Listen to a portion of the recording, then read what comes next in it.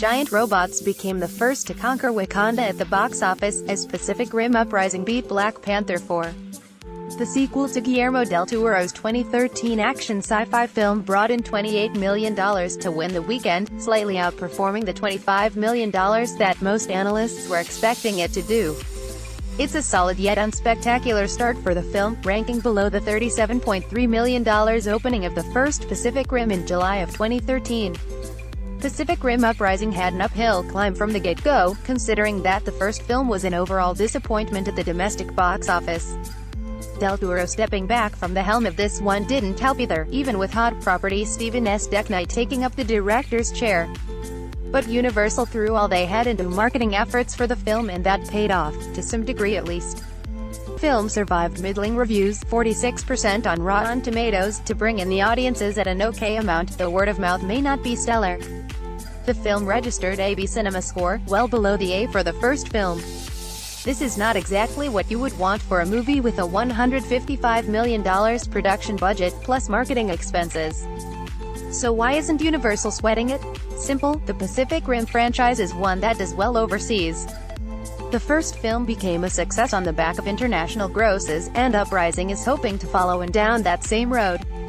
It's off to a decent start there, with $122.5 million overseas for a $150.5 million worldwide start.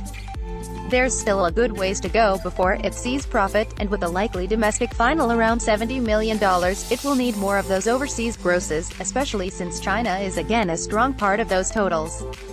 Universal gets a lower cut from Chinese receipts, as do all other foreign studios. But a profit margin isn't completely out of the picture at this point. Meanwhile, Black Panther settled for. That number is down just 38% from last weekend's tick, and puts the film at $630.9 million domestically and $1.237 billion worldwide. The movie is now the highest-grossing MCU film domestically, having passed The Avengers' $623.4 million. The rate it's going, Black Panther is aiming for around $660 million domestically, which would make it the budget for the film was $200 million.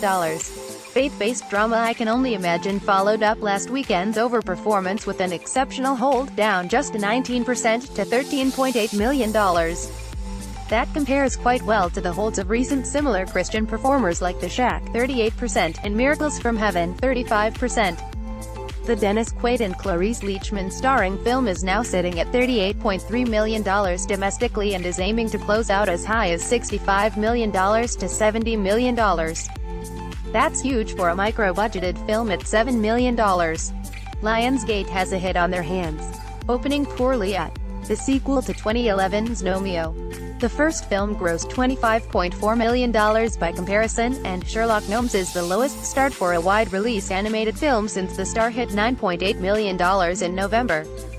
Unfortunately for Sherlock Gnomes, it doesn't seem likely to have the staying power that allowed the star to quadruple its opening weekend. That film opened over the holidays when drops are low, while Sherlock is in a crowded marketplace, although not necessarily for its genre. The poor critical reviews, 21% on RT, won't help, and the B cinema score is only average for family animated films. The film added a mediocre $4.6 million overseas for a $15.2 million worldwide take thus far. It should finish off domestically with around $35 million, and on a $59 million budget that won't be a money-making total.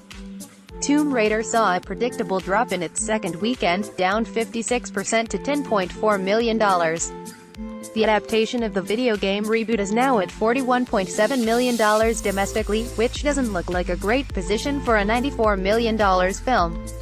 But when you add in the $170 million overseas for a $211.7 million total, it's looking more at ease. The film is looking likely to finish out in the $65 million to $70 million range domestically, and, with some more money coming in from international sources, it should be enough for some profit. Whether that will be enough for a second Tomb Raider remains to be seen.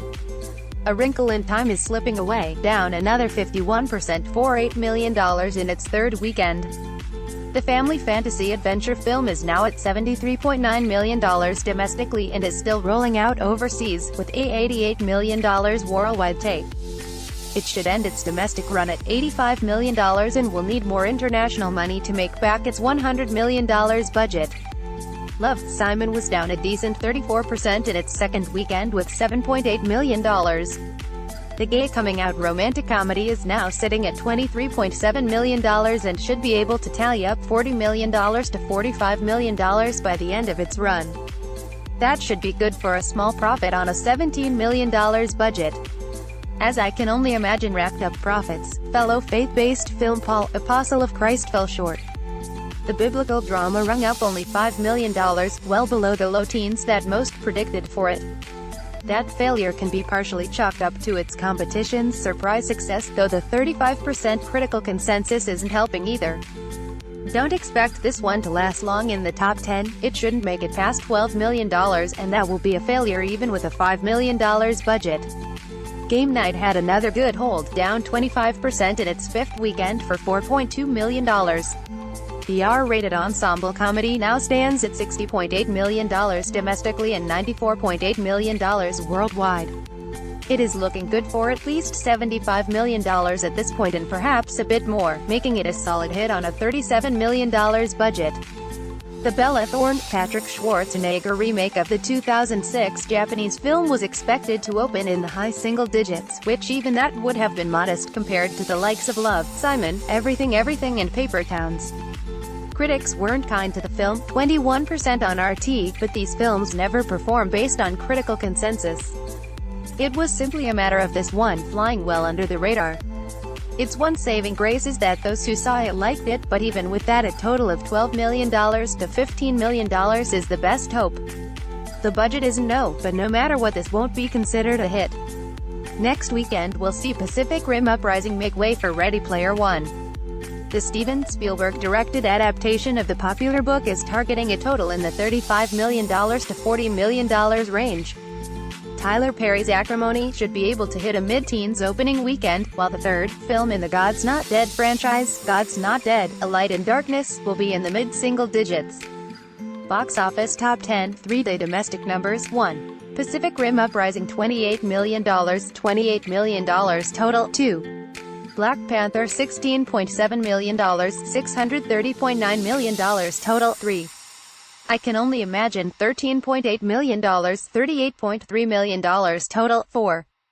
Sherlock Gnomes $10.6 million, $10.6 million total, 5. Tomb Raider $10.4 million, $41.7 million total, 6. A Wrinkle in Time $8 million, $73.9 million total, 7. Love, Simon $7.8 million, $23.7 million total, 8. Paul, Apostle of Christ $5 million, $5 million total, 9. Game Night $4.2 million, $60.8 million total, 10. Midnight Sun $4.1 million, $4.1 million total.